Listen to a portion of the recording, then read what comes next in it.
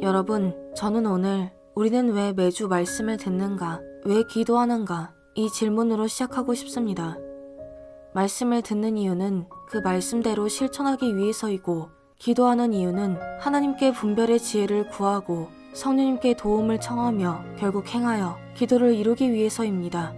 선생님께서는 수없이 확인하고 행하라고 가르쳐 주셨지만 정작 섭리사 안에서는 확인하고 점검해야 할 중요한 문제들이 있어도 그대로 지나치는 모습들이 너무 많이 보입니다. 2025년 7월 31일 저는 명천재단 관련 영상을 업로드했습니다. 그로부터 4일 뒤 8월 3일에 교단은 명천재단에 대한 잘못된 영상이 있다는 취지의 공문을 발표했습니다. 하지만 그 공문에는 법률적 모순이 매우 많았고 저는 공문을 하나하나 확인하며 어떤 점이 맞지 않는지 반박문을 채널 게시글로 올렸습니다. 그 이후 5개월 동안 많은 분들께서 법률 전문가에게 따로 상담을 받으셨고, 그리고 그분들이 공통적으로 전해주신 말은 명천재단 귀속은 단순한 절차가 아니라 교회의 재산권이 완전히 이전되는 매우 중대한 사안이다 라는 사실이었습니다. 현재 교단의 태도는 너무나 이해하기 어렵습니다. 정명선 목사님의 재판과 관련해서는 3년간 수차례 진실 규명하겠다, 법적 대응하겠다, 공문과 입장문이 나왔지만 실제로 이행된 것은 거의 없었습니다. 6억 원 합의서 문제는 2년째 해결되지 않았고 교인들과의 소통도 없었습니다. 그런데 이상하게도 명천재단 귀속 문제는 매우 빠르게 적극적으로 추진되고 있습니다. 정말 중요한 재판 문제는 수년째 침묵하면서 정작 교회를 재단에 귀속시키는 문제는 왜 이렇게 서두르는 걸까요? 제가 이미 명천재단 귀속이 왜 위험한가를 구체적으로 영상으로 알려드렸음에도 많은 교회들이 정관을 읽어보지도 않고 법률적 검토도 없이 그저 교단의 지시만을 따라 귀속을 결정하는 모습을 보며 마음이 정말 무거웠습니다. 솔직한 제 마음에는 나중에 문제가 생기면 정말 후회할 텐데, 법적으로 이렇게 위험하다고 분명히 알려줬는데 확인도 하지 않는다면 결국 나중에 행한 대로 받을 수밖에 없겠다 하는 안타까움이 들었습니다. 그래서 사실 명천재단 문제는 더 이상 다루고 싶지 않을 정도로 마음이 많이 힘들었고 지치기도 했습니다. 그러나 시간이 지나면서 여러 곳에서 계속해서 제보가 들어왔습니다. 설명의 과정에서 상식적이지 않은 부분들, 정관을 정교인에게 공개하지 않는 것, 법률적 위험성에 대한 우려, 본교의 명천 귀속에 대한 결정을 전혀 상관없는 타교회에 대리투표 권한을 부여하는 등이었습니다. 나중에 큰일이 생기면 정말 돌이킬 수 없기 때문에 이 문제만큼은 마지막으로 정확하게 설명을 해야겠다고 결심했습니다. 먼저 교단이 명천재단 설명회에서 공식적으로 제시한 주장들을 정리해 보겠습니다. 이 내용들은 많은 교회들이 설명회를 통해 동일하게 들은 내용들이며 실제로 문서화된 표현이 아닌 설명회에서 전달된 발언의 요지임을 분명히 해둡니다. 첫 번째, 현재 각 교회의 정관 체계상 탈퇴자나 일부 변질된 교인들에 의해 교회 부동산이 강취될 위험이 있다. 따라서 이러한 위험을 방지하기 위해 신속히 명천재단에 교회 부동산을 편입해야 한다.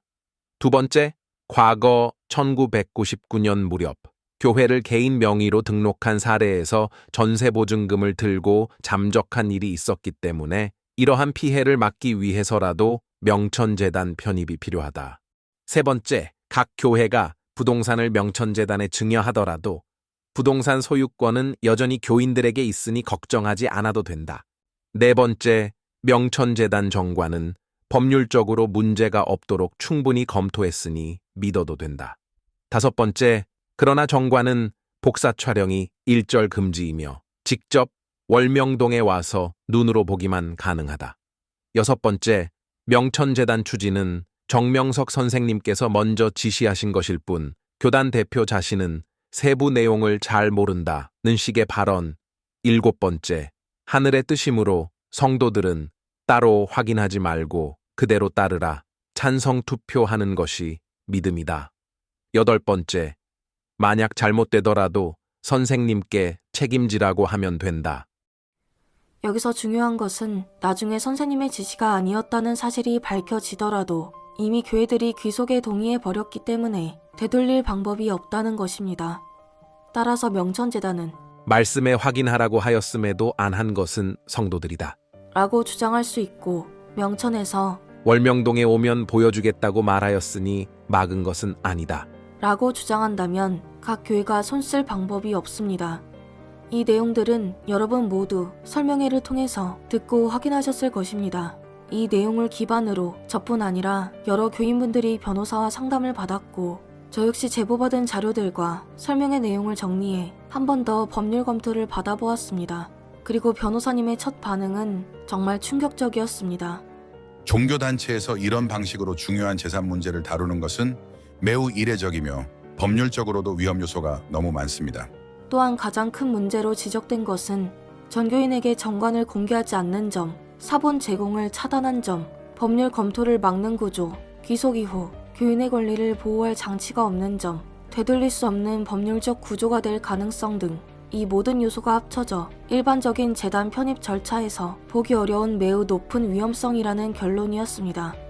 이제 여러분의 교회가 이미 명천재단에 귀속되었든 아직 귀속되지 않았든 모두가 반드시 확인해야 할 중요한 사항들을 안내드리고자 합니다. 교단 명천재단 설명회에서 제시한 첫 번째 주장, 현재 교회 정관상 외부 탈퇴자나 일부 변질된 교인에 의해 성전이 매각될 수 있다는 말은 과연 사실일까요? 이 문제는 각 교회의 정관과 등기 상태를 직접 확인해야 정확한 판단이 가능합니다.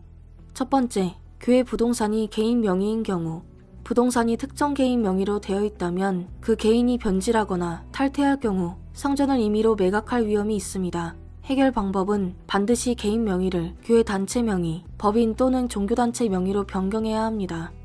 두 번째, 교회 부동산이 교회 단체 명의인 경우, 이 경우에는 정관의 규정이 결정적인 역할을 합니다. 특히 다음 내용을 반드시 확인해야 합니다. 성전 매각이나 처분 시 전체 교인의 3분의 2 이상 동의가 필요한지 혹은 임의로 매각할 수 있도록 되어 있는지, 만약 이러한 보호조항이 없다면 정관을 보완해 매각, 처분이 교인 전체의 의사에 따라 이루어지도록 강화해야 합니다. 교단은 단 한 번도 교인들에게 재단법인 명천에 대한 정관을 공개한 적이 없는데 어떻게 서류 하나 제대로 확인시켜주지 않는 걸까요? 댓글에서 말씀하신 것처럼 우리가 반드시 확인해야 하는 정관이란 무엇일까요? 정관은 교회 구성원 모두의 약속이자 운영 규칙입니다. 쉽게 말해 계약서라고 할 수 있습니다. 따라서 다음 조건이 반드시 충족되어야 합니다. 모든 교인이 언제든 열람할 수 있어야 하며 내용을 충분히 숙지할 수 있어야 합니다. 부족한 부분이 있을 경우 교인들과 논의 후 보완 가능합니다. 열람의 의미는 직접 문서를 확인하는 것, 복사, 사진 촬영 등 기록하는 것입니다. 정관 또는 관련 문서의 열람, 복사를 요청했음에도 직접 확인 불가, 복사 금지 등의 이유로 거절당한다면 이는 교인의 알 권리를 침해하는 행위가 될 수 있습니다. 대처 방법은 거절당한 사실을 녹취, 문서 등으로 확보하면 민사, 보완소송 또는 가처분 신청 등을 통해 자료 열람을 요구할 수 있습니다. 또한 정관을 열람할 수 없는 상태에서 이루어진 투표는 무효화될 가능성도 있습니다. 교단 대표 손 목사님은 매주 전국교회를 돌며 PPT로 명천재단 설명회를 진행하고 계십니다. 그런데 정작 가장 중요한 명천재단 정관은 각 교회에서 바로 열람할 수 없고 반드시 월명동에 방문해야만 확인할 수 있다고 합니다. 그마저도 촬영, 복사, 절대 금지, 오로지 눈으로만 열람해야 하며 심지어 정관 내용을 자세히 알고 싶다면 교인 스스로 수기로 전부 필기해 와야 한다는 말까지 들립니다. 정관이 월명동의 낙타바위나 산수경석처럼 고정된 자연만물이 아니라면 왜 반드시 월명동까지 가서만 볼 수 있도록 제한하는 것일까요? 정관이 공개되면 될수록 더 안전하고 투명해지는 것이 재단 운영의 기본 상식인데 왜 교단은 정관 열람 자체를 이렇게 어렵게 만들어 놓았을까요? 현실적으로 월명동 방문이 쉽지 않은 교회가 많습니다. 특히 제주도 교회의 경우 정관 한번 보려면 시간을 내고 비행기나 배편을 이용해 본토로 이동한 뒤 또 월명동까지 가야 합니다. 이런 비현실적인 절차는 많은 교인들이 정관을 확인하지 못하도록 결과적으로 장벽을 만드는 효과를 낳습니다. 세상 그 어떤 단체가 계약서도 보여주지 않은 채 일단 도장부터 찍어라. 정관 내용을 보고 싶으면 나중에 멀리 찾아와서 보라. 이런 식으로 일을 진행합니까? 이는 누가 보아도 상식적이지 않습니다. 결론, 교회 부동산을 교회 단체 명의로 등기하고 정관만 제대로 정비되어 있다면 성전을 빼앗길 위험은 없습니다. 만약 교단 대표 목사님께서 정말로 탈퇴자나 변질된 교인이 성전을 매각할 위험을 염려했다면 가장 먼저 각 교회가 정관을 보완하도록 안내하는 것이 정상적인 조치였을 것입니다. 그러나 이러한 근본적 해결책을 안내하지 않고 특정 재단에 부동산을 증여할 것을 우선적으로 요구한다면 교인들 사이에서는 자연스럽게 의문과 우려가 제기될 수밖에 없습니다. 왜 정관을 보완하라는 정상적이고 안전한 방법은 말하지 않고 오직 재단 편입만을 강조하는가? 라는 질문은 매우 정당한 문제 제기입니다. 교단에서 제 영상과 교단 명천재단 공문에 포함된 법률적 모순점에 대해 작성한 반박글을 분명히 확인하셨을 것입니다. 그럼에도 불구하고 최근 명천재단 설명회에서도 공문과 동일한 내용을 반복하며 교인들에게 법률적으로 부정확한 정보를 그대로 전달하시는 모습을 보았습니다. 이러한 설명의 내용을 보며 교단이 교인들이 법률적 지식이 부족한 점을 이용해 제대로 확인하지 않을 것이라고 생각하는 것은 아닌가 하는 깊은 우려와 함께 큰 실망감을 느꼈습니다. 특히 문제가 되는 부분은 다음과 같습니다. 교단 설명의 내용 세 번째 주장. 각 교회가 부동산을 명천재단에 증여하더라도 부동산 소유권은 여전히 교인들에게 있으니 걱정하지 않아도 된다.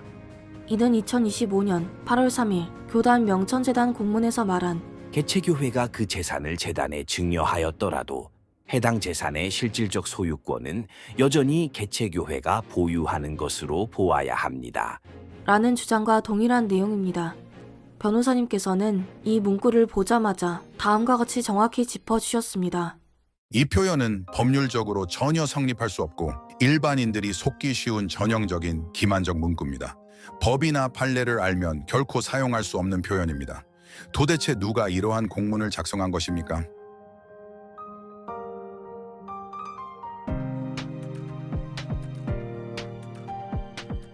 건물 부동산이 재단으로 등기됐다면 그건 더 이상 총유재산은 아닙니다. 비영리, 공익법인이든 뭐든 설립 목적과 상관없이 총유재산이 아닌 이상 부동산은 재단의 이사회 결의만으로 얼마든지 처분 매도, 증여, 담보 설정 등 가능합니다. 실질적 소유권이 개체교회에 있다고 보아야 한다는 건 말뿐인 거지. 교인들은 사용자일 뿐 공문에서 말한 것처럼 법적 분쟁 시 효력이 있으려면 재단 정관의 개체교회의 총회 결의를 거친 후 이사회의 결의를 통해 처분할 수 있다는 내용이 꼭 있어야 합니다. 교인들이 실질적 소유자, 권리권한의 주체처럼 대해줄 것을 재단이 정말 공문대로 상징적인 존재로 있고 일방적으로 하지 않을 것을 믿는 거지. 정관에 그러한 조항이 없다면 법리 상관없이 교인들에게 법적 권리는 없을 테니 정관 확인이 필요합니다. 많은 교인분들 또한 교단이 발표한 명천재단 관련 공문을 확인한 뒤 그 내용이 이해하기 어렵고 여러모로 우려스럽다는 의견을 많이 전해오셨습니다. 이러한 교인들의 반응은 명천재단 편입과 같은 중대한 결정은 누구나 납득할 수 있도록 보다 투명하고 자세한 설명 그리고 충분한 소통이 반드시 필요하다는 사실을 보여줍니다. 결론부터 말씀드리면 재단명의 등기는 소유권 이전이 아니다 라는 말은 사실이 아닙니다. 교단에서는 교회 재산을 재단 명의로 등기해도 소유권은 여전히 교회와 교인들이 가진다. 라고 말합니다. 겉으로 들으면 안심이 되죠. 하지만 법적으로는 전혀 사실이 아닙니다. 첫 번째로 여러분 이 원칙 하나만 기억하시면 됩니다. 부동산은 등기된 사람이 주인이다. 대법원 판례도 등기된 사람이 소유자라고 명확히 규정합니다. 즉, 재단 명의로 등기하면 법적으로 재단이 주인입니다. 실질 소유권이 교회에 있다는 말은 법적 효력이 제로입니다. 이건 전문가가 아니라도 누구나 등기부 등본만 떼보면 확인되는 사실입니다. 상징적이다, 실질은 교회 것이라는 말은 법적으로 아무 의미가 없습니다. 이 표현은 교인을 안심시키기 위한 말일 뿐 실제 법적 권리와는 전혀 맞지 않습니다. 두 번째, 증여한 경우 주인은 완전히 재단으로 바뀝니다. 증여란 대가 없이 타인에게 재산을 넘겨주는 행위를 말한다. 만약 교회가 증여 방식으로 부동산을 넘긴다면 그 순간 교회는 모든 법적 권한을 잃습니다. 매각을 막을 수도 되돌릴 수도 없습니다. 이것은 법적으로 소유권 이전입니다. 즉, 증여는 교회의 재산을 영구히 재단에 주는 것입니다. 생각을 해보십시오. 부동산 등기를 다른 사람에게 넘겨주고서 내가 이 집에 오래전부터 살고 있었다. 그러니 이 집은 내 집이다, 내 소유다 할 수 있습니까? 법적으로 아무 효력도 없고 쫓겨나는 건 시간 문제입니다. 세 번째, 신탁한 경우 겉모양만 교회 소유, 실제 권한은 재단이 가집니다. 신탁이란 내 재산을 잠시 맡겨서 대신 관리하게 하는 제도를 말한다. 하지만 소유권과 권한 구조가 매우 복잡해질 수 있음. 교단은 이렇게 말합니다. 신탁은 소유권이 교회에 있으니 괜찮다. 하지만 현실은 다릅니다. 신탁의 실질적 구조는 등기는 재단 명의, 처분 권한도 재단, 대출, 매각, 임대 결정도 재단 이사회가 전부 행사하게 됩니다. 정관상, 이사장, 이사회의 절대 권한이 집중되기 때문입니다. 즉 신탁은 소유권은 겉으로만 교회 것, 실권은 재단의 것입니다. 네 번째, 나중에 해지하면 돌려받을 수 있다는 말의 함정. 신탁의 경우 해지가 가능하다고 듣고 안심하는 분들이 계십니다. 그러나 법적 현실은 이렇습니다. 이미 매각이 돼버렸다면 돌려받을 수 없습니다. 대출을 받고 가압류가 잡히면 교회가 대신 갚지 않으면 회수가 불가능합니다. 재단이 돌려주지 않으면 결국 소송해야 합니다. 즉, 신탁도 사실상 증여와 크게 다르지 않습니다. 다섯 번째, 명천재단의 기본재산으로 들어가면 어떻게 되는가? 더 중요한 문제는 이것입니다. 교단의 명천재단 공문에도 적혀있듯 교회 부동산은 명천재단의 기본재산으로 편입됩니다. 기본재산이 되면 교회는 임의로 회수할 수 없습니다. 되돌리기 위해서는 행정기관의 허가가 필요하며 허가가 안 나면 사실상 회수 불가입니다. 즉, 한번 들어가면 되돌리기가 거의 불가능합니다. 결론, 재단 명의로 등기하는 순간 법적으로 재단이 주인입니다. 소유권은 교회에 있다. 상징적 조치다는 말은 법적 효력이 전혀 없습니다. 증여든 신탁이든 교회는 부동산에 대한 실질적 권한을 모두 잃습니다. 일단 명천재단 기본 재산으로 들어가면 교회가 마음대로 되돌릴 수 없습니다. 여러분, 부동산 등기는 단순한 서류 절차가 아니라 교회의 미래와 공동체의 권리를 결정짓는 중대한 문제입니다. 교단이 아무리 괜찮다, 걱정 없다고 말해도 법은 법이고 등기는 등기입니다. 여러분의 교회가 평생 정성 들여 세운 성전이 어떤 구조 속으로 들어가는지 교회 스스로 반드시 정확히 알고 판단해야 합니다. 그렇다면 이미 명천재단으로 넘어간 교회들 무효화할 수 있을까요? 결론부터 말씀드리면 가능합니다. 다만 조건이 있습니다. 그 과정에서 적법한 절차가 지켜지지 않았는지가 핵심입니다. 첫 번째, 절차가 위법했다면 투표 무효 소송이 가능합니다. 예를 들어 교회 정관에 명시된 당회 구성원 전체에게 공지가 되지 않은 경우, 일부 인원에게만 비밀리에 진행된 경우, 정관에서 지정한 절차와 다르게 회의, 투표가 진행된 경우, 이런 경우 민사소송으로 투표 무효 소송이 가능합니다. 또한 정관 열람 복사를 재정부장 등이 막았다면 업무상 배임 횡령 의혹이 될 소지가 있으므로 분쟁 가능성이 있습니다. 두 번째, 설명의 내용과 실제 명천 정관 내용이 다를 경우 이 역시 무효 소송 사유가 될 수 있습니다. 교인들에게 제공된 정보가 사실과 다르다면 동의 자체가 무효가 될 수 있기 때문입니다. 세 번째, 정관이 바뀌면 이미 넘어간 교회들도 모두 그 정관을 따라야 함. 명천재단이 정관을 변경해 성전 매각, 처분, 기타 중요한 권한을 교인 의결 없이 가능하도록 수정한다면 이미 귀속된 모든 교회가 그 변경된 정관의 영향을 받게 됩니다. 이 점이 가장 위험한 부분입니다. 명천재단 정관 변경은 언제든지 이사회 내부에서 진행되며 법적으로는 각 교회에 고지 의무가 없기 때문에 개별 교회들이 알 수 없기 때문입니다.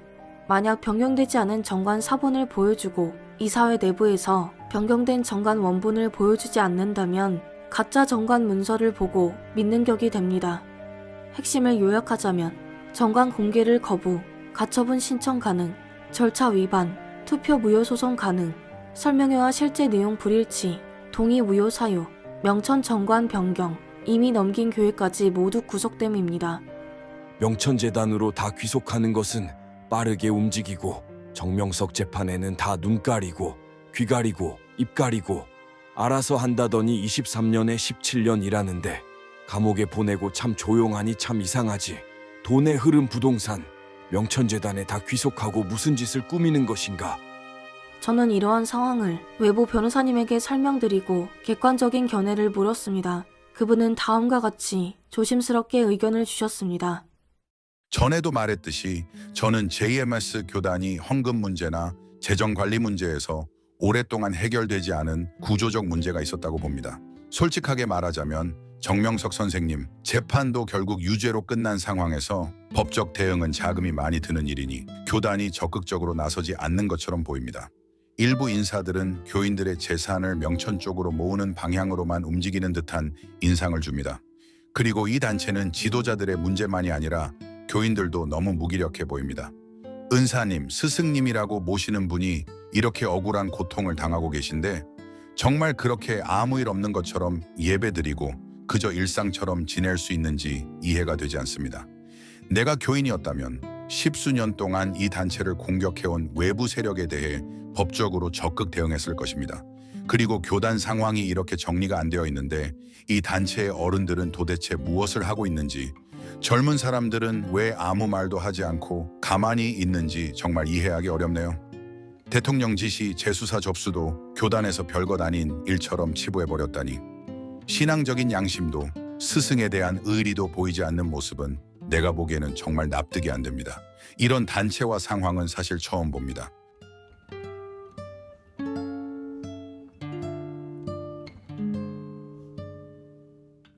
다음은 2025년 12월 4일에 보도된 종교재단 해산이라는 제목의 기사의 일부입니다. 세계적으로 종교재단을 해산한 사례가 몇 번 있다. 반사회적 반인륜적 행위를 저질러 수사기관의 수사와 법률적 제재로 사라진 것이다. 1996년 일본에서 옴진리교가 해산됐다. 현재 일본에서는 도쿄지방재판소가 세계 평화통일가정연합 통일교회 해산 명령을 내렸고 항소가 진행되고 있다. 종교계 일각의 불법 행위에 대해 우려와 비난의 목소리가 높다. 기독교 복음선교회 JMS는 교주가 성범죄를 저질러 징역 17년형을 받았다. 정치 개입은 정교 분리를 명시한 헌법을 위반한 것이고 성범죄는 반사회적 중대범죄이다. 일부이긴 하지만 종교계가 버젓이 불법과 탈법을 저지르는 현실이 개탄스럽다. 여러분, 지금 전 세계적으로 종교재단 해산이 실제로 일어나고 있습니다. 한국에서도 종교계 불법 행위에 대한 감시가 강해지고 있으며 실제 국가에서 특정 종교의 재산 몰수와 해산이 국회에서 의논되고 실행 절차를 밟고 있습니다.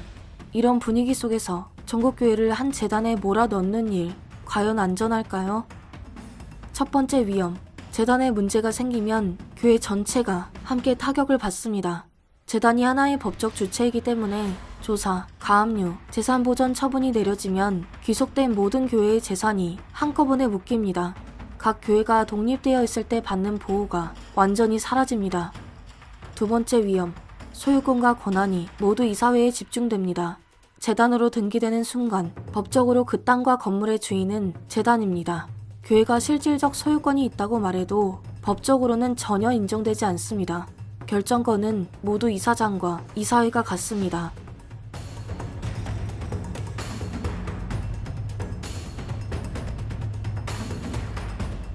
학교를 장악하는 거는 아주 간단합니다. 비영리 법인이니까 재단, 학교 법인이 있잖아요. 학교 법인이 8빈으로 돼 있어요. 과반 이상만 내 사람이면 이 학교 재단은 다 내가 할 수 있죠. 자기 마음대로죠.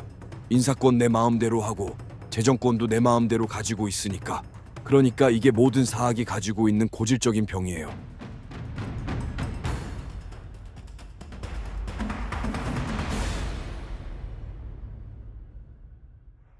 세 번째 위험, 재단이 법적 조사 대상이 되면 전 교회가 일괄 묶입니다.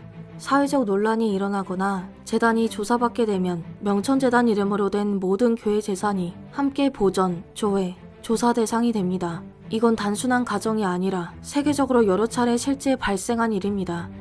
오늘날과 같이 종교단체에 대한 감시가 강해지는 시대에 전국 교회를 하나의 재단에 귀속시키는 것은 교회를 한꺼번에 위험에 노출시키는 매우 위험한 선택입니다. 각 교회의 독립성 그리고 각 교인이 가진 권리와 터전은 반드시 교회가 직접 지켜야 합니다. 우리가 섭리 역사를 선택한 가장 큰 이유는 정명석 선생님께서 성경을 이치적이고 합리적으로 가르쳐 주셨기 때문입니다. 그런데 지금 진행되는 명천재단 귀속 문제는 법적으로도 상식적으로도 충분한 설명이 부족한 채 빠르게 추진되고 있어 많은 교인들이 의문을 제기하고 있습니다. 선생님께서는 항상 이해되지 않는 것은 질문하고 확인하라고 가르치셨습니다. 여러분의 가정이라면 어떠합니까? 집 한 채를 옮기는 일조차 꼼꼼히 확인하고 서명을 하는데 교회의 모든 재산권을 확인 없이 넘기는 결정을 쉽게 내릴 수 있을까요? 만약 이 일이 정말 선생님의 뜻이라면 정관을 투명하게 공개하고 전교인의 질문과 의문을 충분히 설명한 뒤 모두가 납득할 때까지 기다리셨을 것입니다. 만약 그렇게 진행되었다면 누가 이 일을 제기하고 걱정하겠습니까?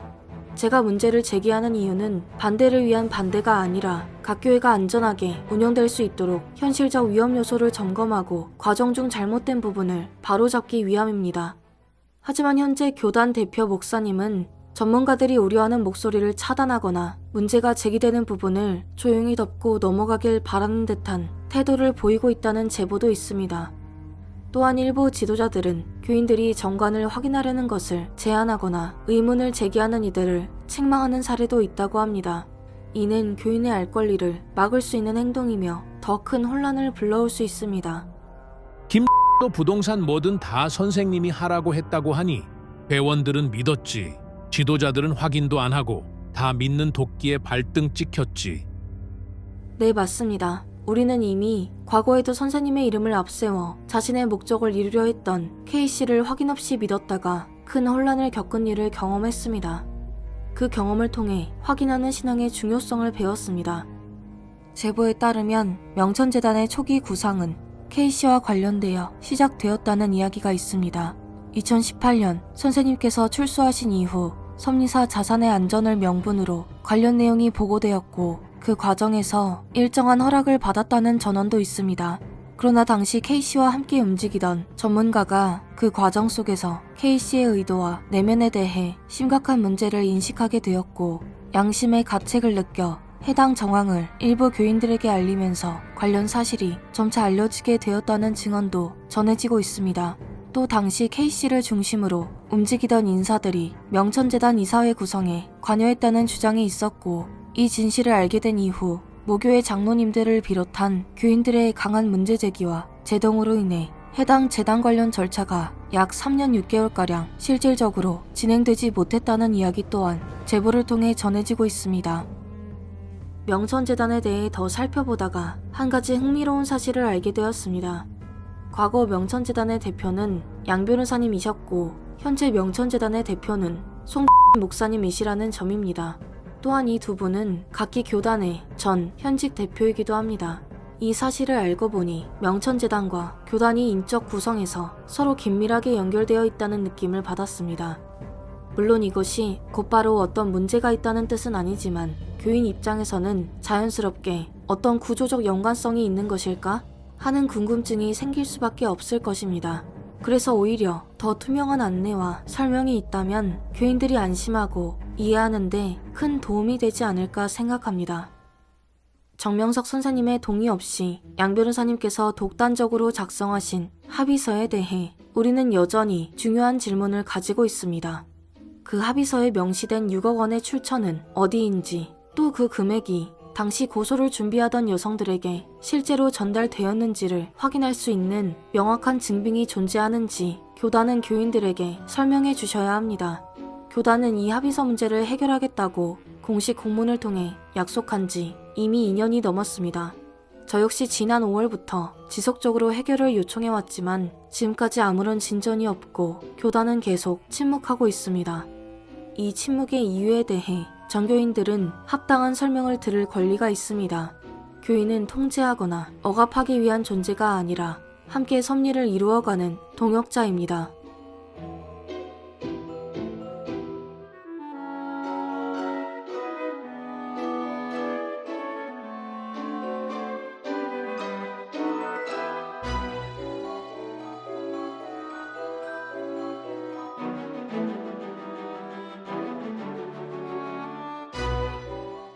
또한 한국, 대만, 일본 등에서 모아온 제2성전 후원금은 누가 관리하고 있으며 현재 어떻게 보관되고 있는지 투명한 안내가 필요합니다.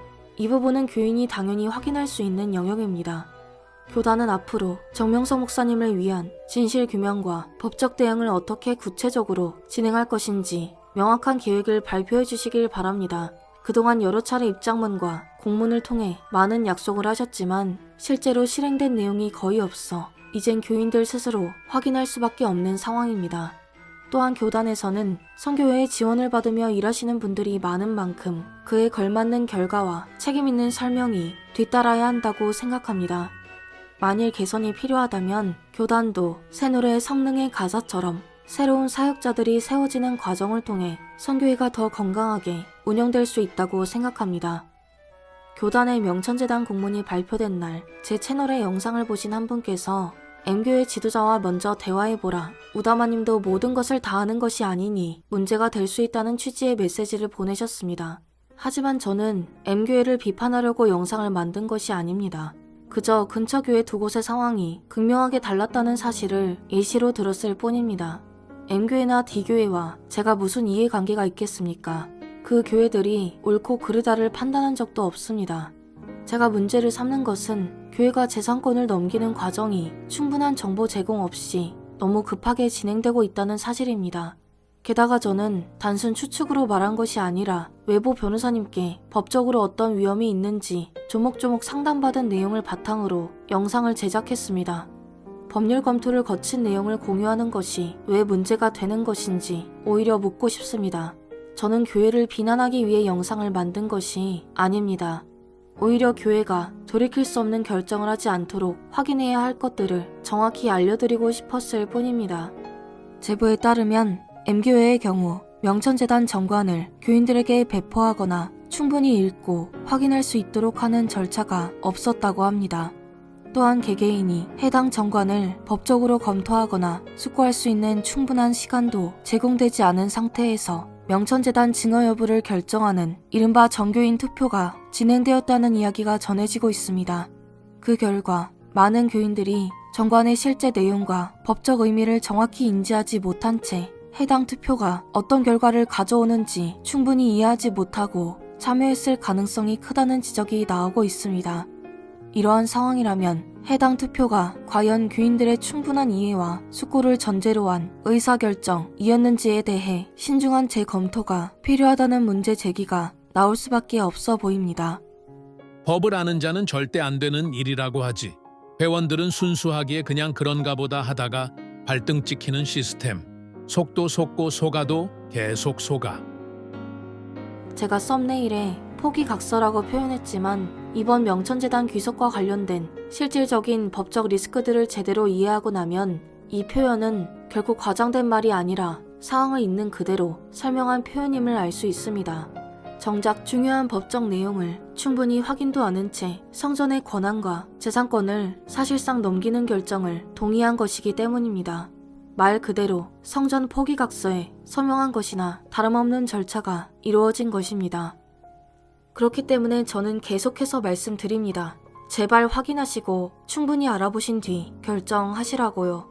만약 여러분이 정관의 내용을 직접 확인하고 법률적으로 어떤 위험이 있는지 충분히 파악한 뒤 그럼에도 불구하고 나는 이 결정에 동의한다고 선택하신 것이라면 나중에 어떤 문제가 생기더라도 스스로 선택한 길이기에 억울함이 훨씬 적을 것입니다. 하지만 문제는 아무것도 공개되지 않은 상태에서 설명도 부족하고 확인도 제한된 상태에서 동의를 강요받는 교인들이 많다는 것입니다. 정관을 복사도 안 되고 사진도 안 되고 눈으로 잠깐 보고 기억하라는 방식으로 진행됩니다. 법적으로 민감한 문서인데 충분히 검토할 시간도 법률 자문을 받을 기회도 주어지지 않습니다. 이러한 절차 속에서 이루어진 선택은 나중에 문제가 생겼을 때 억울함이 몇 배 더 클 수밖에 없습니다. 재산권을 잃었을 때, 교회에 분쟁이 생겼을 때, 혹은 정관 내용 때문에 되돌릴 수 없는 상황에 부딪혔을 때 나는 제대로 알지도 못하고 동의했다. 왜 그때 아무도 알려주지 않았나. 이렇게 후회하게 되면 이미 늦습니다. 결국 선택은 각 교회의 몫입니다. 저는 아는 사람으로서 이제 여러분 모두에게 알려야 할 책임을 다했습니다. 이 길고 어려운 영상을 만들면서 제가 얻는 것이 무엇이 있겠습니까? 섭리 안에서 교인들 간의 소통조차 자유롭지 못하고 알 권리마저 철저히 차단된 현실이 안타까웠기에 저는 그저 해야 할 말을 했고 계속 영상을 만들어 올렸을 뿐입니다. 하나님과 성령님께도 제 몫의 책임은 다했습니다. 라고 말씀드리고 이제 이 짐을 내려놓고자 합니다. 이제부터는 각 교회가 스스로 판단하십시오. 직접 변호인을 만나 상담도 받아보시고 제발 확인하고 또 확인하여 두고두고 후회하는 일이 없기를 바랍니다. 각자 자기 분야를 모두 책임지고 확인하면서 일해야 합니다. 확인하라 라는 말씀은 하나님과 성령, 성자 모두가 하신 말씀입니다. 자신의 병도 확인해야 합니다. 확인할 수 있는 기회에 대해 검진으로 확인하지 않아 암이 4기까지 진행되었다고 소식이 옵니다. 각종으로 확인해야 합니다. 모두 확인하면 하나님, 성령, 선생도 같이 돕습니다. 섭리사에 확인할 것이 너무 많습니다. 모두 성령께서 확인하라고 하십니다. 그리고 모두 기록하면서 해야 합니다. 확인은 사람으로서 신이 되게 합니다. 배우고 확인하고 행하는 모두에게 평강을 빕니다. 다른 자가 사간 그 비싼 돌과 선생이 사온 돌을 비교하고서야 선생의 사온 돌이 더 좋다는 것을 알았습니다. 이같이 비교하면 인식의 눈이 떠집니다. 어떤 존재물을 다른 존재물과 비교해서 보면 바로 분별이 됩니다. 우리가 판단해야 하는데 분별을 못할 때 여러 가지 방법이 있는데 지혜로운 방법 중 하나가 비교해서 보는 것입니다. 이와 같이 하나님은 인식으로 다스리십니다. 하나님의 축복은 인식의 눈을 뜨게 해주는 것입니다. 이는 소경이 눈을 뜨는 격입니다. 하나님은 오늘 성경 본문대로 마음의 눈이 밝게 하심으로 축복해 주십니다. 항상 자기가 인식의 눈을 못 떴을 때 손해가 갔고 항상 인식의 눈을 떴을 때 일하는 대로 그 대가를 받았습니다. 이를 모르는 자에게 말해주고 가르쳐줘야 합니다. 인식을 잘못하면 사기당하고 확인하면 안 당합니다. 말씀을 듣고 모두 인식의 눈을 떠야 합니다. 또한 자기가 직접 생활하면서 겪고 인식의 눈을 떠야 합니다. 인식의 눈이 그릇되면 인식의 소경이 됩니다. 해당하는 것을 못 봅니다. 부딪히고 다치고 해를 받아야 그제야 이것이 아닌가 합니다. 인식을 잘못해서 손해보는 자가 많습니다. 주인이 따로 있습니다. 하나님이 주신 것은 곧 받은 자의 것입니다. 그런데 자기 마음이 선하다고 불쌍하다 하며 자기 것을 타인에게 주려고 잔치집에 오라고 하면 안 됩니다. 잔치하다가 그가 주인을 죽이고 모두 뺏어갑니다. 오직 하나님 것입니다. 하나님이 받은 자와 함께 눈물로 씨 뿌리고 사경을 헤매면서 심정 태우고 애간장을 다 태우셨습니다. 받은 자는 자기 수고의 대가니 받은 것들을 나팔 불지 말아야 합니다.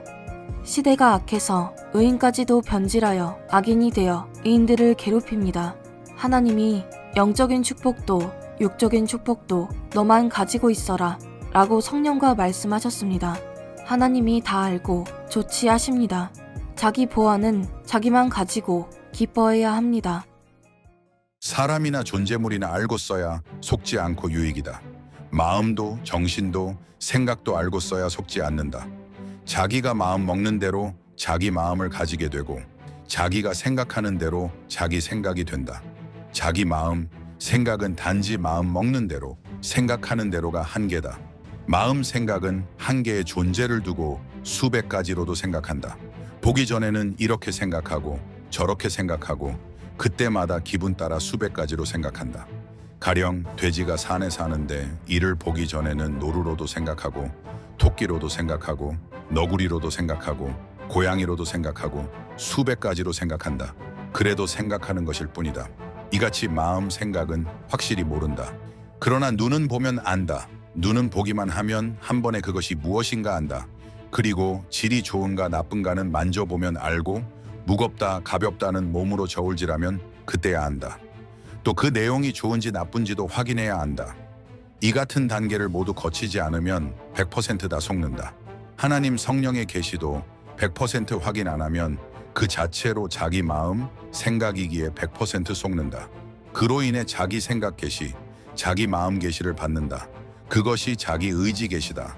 자기 마음이다. 자기 생각이다. 눈으로 봐야 한다. 손으로 까고 벌려서 속도 그 결과가 같나 봐야 한다. 금인가 돌인가 봐야 한다. 도와도 안 된 것은 확인 없이 잘 된다고만 자기 마음, 생각을 그렇다고 해서다. 하나님이 도우시는 것은 이같이 하라. 은밀히 말하고 계시하시고 그같이 하면 도우신다. 자기 마음, 생각을 알고 써라. 사람이 살아갈 때 문제와 답이다.